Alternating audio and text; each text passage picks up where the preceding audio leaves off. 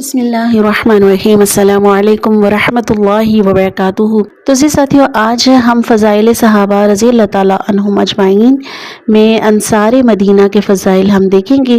انصار مدینہ طیبہ کا تذکرہ، انصار مدینہ طیبہ کا تذکرہ کرتے ہوئے اللہ رب العزت یوں ارشاد فرماتے ہیں، ترجمہ آپ کے سامنے رکھوں گی، اور ان لوگوں کے لیے بھی جو ان مہاجرین یعنی مکہ کے آنے سے پہلے یہاں مدینہ میں مقیم تھے اور ایمان لا چکے تھے، وہ ہجرت کر کے آنے والوں سے محبت کرتے ہیں، اور جو کچھ انہیں دیا جائے وہ اپنے دل میں اس کی کوئی حاجت نہیں پاتے۔ وہ مہاجرین کو اپنی ذات پر ترجیح دیتے ہیں، خواہ خود فاقہ سے ہوں، اور جو لوگ اپنے نفس کی تنگی اور بخل سے بچا لیے جائیں وہی کامیاب ہونے والے ہیں۔ بے شک اس آیت کریمہ میں اللہ تعالیٰ نے انصار مدینہ کی بعض صفات حمیدہ کا ذکر کیا ہے اور ان کے حق میں گواہی دی کہ وہ مہاجرین مکہ کے آنے سے پہلے ہی ایمان لا چکے تھے، اور ان کا جذبہ اثار و قربانی اس قدر پایا جاتا تھا کہ وہ ہجرت کر کے مدینہ طیبہ آنے والے صحابہ کرام رضی اللہ تعالیٰ عنہم سے دلی محبت کرتے ہیں۔ اور اگر مہاجرین کو مال غنیمت میں سے کچھ دیا جاتا تو انصار اپنے دلوں میں کوئی تنگی یا گھٹن محسوس نہیں کرتے تھے، اور خواہ ان کے اپنے گھروں میں حاجت اور فاقہ کشی کی صورت ہوتی، یہ اپنی ذات اور اپنی ضرورتوں پر ان کو اور ان کی ضرورتوں کو ترجیح دیتے اور ان کا ہر طرح سے خیال رکھتے تھے۔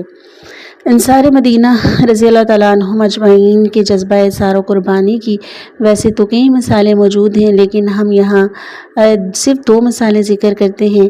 ایک حضرت ابو ہریرہ رضی اللہ تعالیٰ عنہ بیان کرتے ہیں کہ ایک شخص رسول اکرم صلی اللہ علیہ وآلہ وسلم کے پاس آیا۔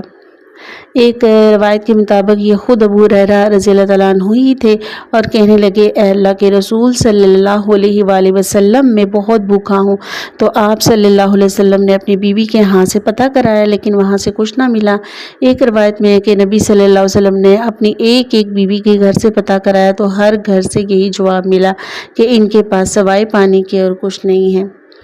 پھر آپ صلی اللہ علیہ وسلم نے صحابہ اکرام رضی اللہ تعالیٰ عنہم سے کہا، کیا کوئی ہے جو اس شخص کی مہمانی کرے؟ اللہ تعالیٰ اس کی حالت پر رحم فرمائے جو اس کی مہمانی کرے۔ چنانچہ ایک انصار جو تھے حضرت ابو طلحہ رضی اللہ تعالیٰ عنہ نے کہا، اے اللہ کے رسول صلی اللہ علیہ وسلم، میں اس کی مہمانی کروں گا۔ پھر وہ اس شخص کو اپنے ساتھ لے گئے اور اپنی بیوی حضرت ام سلیم رضی اللہ تعالیٰ عنہ سے کہا کہ اکریمی ضیف رسول اللہ صلی اللہ علیہ وسلم، یعنی کہ یہ شخص رسول اللہ صلی اللہ علیہ وسلم کا بھیجا ہوا مہمان ہے، لہٰذا جو چیز بھی موجود ہے اسے کھلاؤ اور اس کا اکرام کرو۔ وہ کہنے لگی، اللہ کی قسم، میرے پاس تو بامشکل بچوں کا کھانا ہے۔ حضرت ابو طلحہ رضی اللہ تعالیٰ عنہ نے کہا، اچھا یوں کرو کہ جب بچے کھانا مانگیں گے تو انہیں سلا دینا، اور جب ہم دونوں میں اور مہمان کھانا کھانے لگیں تو چراغ گل کر دینا، اس طرح ہم دونوں آج رات کچھ نہیں کھائیں گے اور مہمان کھا لے گا۔ چنانچہ حضرت ام سلیم رضی اللہ تعالیٰ عنہ نے ایسا ہی کیا۔ ایک روایت میں ہے کہ حضرت ام سلیم رضی اللہ تعالیٰ عنہ چراغ کو ٹھیک کرنے کے بہانے کھڑی ہوئیں اور اسے بجھا دیا۔ پھر وہ دونوں اپنے مہمان کو یہ ظاہر کر رہے تھے کہ گویا وہ بھی اس کے ساتھ کھا رہے ہیں، حالانکہ وہ کھا نہیں رہے تھے، وہ ساری رات بھوکے رہے۔ صبح جب حضرت ابو طلحہ رضی اللہ تعالیٰ عنہ رسول اکرم صلی اللہ علیہ وسلم کی خدمت میں حاضر ہوئے تو آپ صلی اللہ علیہ وآلہ وسلم نے فرمایا، فلاں مرد اور فلاں عورت پر اللہ تعالیٰ بہت خوش ہوا، یا اسے ان پر ہنسی آ گئی۔ تب اللہ تعالیٰ نے یہ آیت نازل فرمائی، وَيُؤْثِرُونَ عَلَىٰ أَنفُسِهِمْ وَلَوْ كَانَ بِهِمْ خَصَاصَةٌ، اور سبحان اللہ۔ اور یہ دیکھیں یہاں سے ہمیں کتنی خوبصورت چیز ہمیں پتہ چلتی ہے کہ انصار مدینہ اپنی ذات کے اوپر، اپنی ضرورت کے اوپر جو ہے دوسروں کی ضرورت کو ترجیح دیتے ہیں، اور کس طرح سے اللہ تعالیٰ نے ان کا ذکر قرآن پاک میں بھی کیا اور نبی صلی اللہ علیہ وسلم نے بھی اپنی زبان سے ان کی تعریف فرمائی۔ حضرت انس بن مالک رضی اللہ تعالیٰ عنہ بیان کرتے ہیں کہ حضرت عبد الرحمن بن عوف رضی اللہ تعالیٰ عنہ ہجرت کر کے ہمارے پاس آئے تو حضرت صلی اللہ علیہ وسلم نے ان کے اور حضرت سعد بن ربیع رضی اللہ تعالیٰ عنہ کے درمیان بھائی چارہ قائم کیا۔ جو بہت مالدار تھے۔ انہوں نے حضرت عبد الرحمن بن عوف رضی اللہ تعالیٰ عنہ سے کہا میں انصار میں سے سب سے زیادہ مالدار ہوں اور یہ بات انصار کو بھی معلوم ہے۔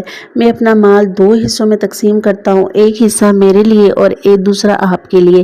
اس کے علاوہ میری 2 بیویاں بھی ہیں، آپ کو اور ان دونوں میں سے یعنی جو بھی زیادہ اچھی لگے میں اسے طلاق دے دیتا ہوں، اور جب اس کی عدت پوری ہو جائے تو آپ اس سے شادی کر لیں۔ اب ہمیں دیکھیں حضرت عبد الرحمن بن عوف جو مہاجر تھے رضی اللہ تعالیٰ عنہ نے کیا جواب دیا۔ مہاجر بھی غیرت مند تھے اور انہوں نے کہا بارک اللہ لک فی اہلک و مالک، اللہ تعالیٰ آپ کے گھر والوں اور آپ کے مال میں برکت دے۔ سبحان اللہ، یہ نہیں کہ دونوں ہاتھوں سے لوٹنا شروع کر دیا یا خوشی سے چیزیں قبول کر لی، بلکہ ان کو دعا دی۔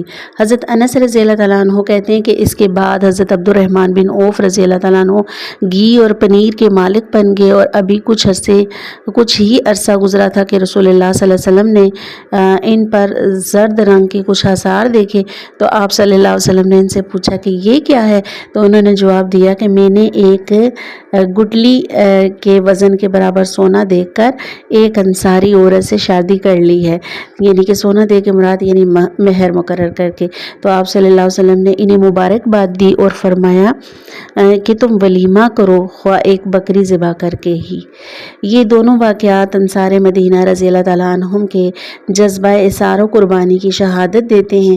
اس کے علاوہ انصار مدینہ کی فضیلت میں چند احادیث بھی ہم اگر گوش گزار کر لیں تو زیادہ اچھا ہو جائے گا۔ حضرت ابو ہریرہ رضی اللہ تعالیٰ عنہ بیان کرتے ہیں رسول اللہ صلی اللہ علیہ وآلہ وسلم نے فرمایا اگر انصار ایک وادی یا گھاٹی میں چلیں اور دوسرے لوگ دوسری وادی یا گھاٹی میں چلیں تو میں بھی انصار والی وادی میں چلوں گا، سبحان اللہ، اور اگر ہجرت نہ ہوتی تو میں بھی انصار ہی میں سے ایک شخص ہوتا، سبحان اللہ سبحان اللہ۔